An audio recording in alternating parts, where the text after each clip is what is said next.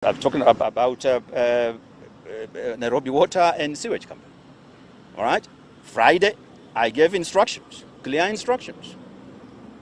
Right? 2 days ago, we were in Kisumu, dealing with the menace of water hyacinth. Public institutions like prisons, discharging raw waste into rivers and into the lakes. All these public institutions are known, and they are not above the law at all. So it is for NEMA to do the job, and it has the legal powers to do that. They have done the mapping out, and they are under clear instructions to do that.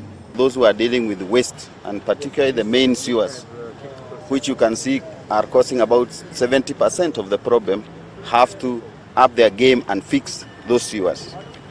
Last week when we were going around, we made arrests from public officers from those institutions, and we are arraigning them in court.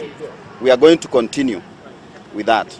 We believe that, for example, if Nairobi Water and Sewerage Company fixes their sewer lines, we are going to be 70% better than the position we are in. You know, if we start by we don't have the capacity, the point here is, okay, do with what you have, and first of all, justify your existence. If you can't do anything with what you have, it makes nonsense of the argument that you need more.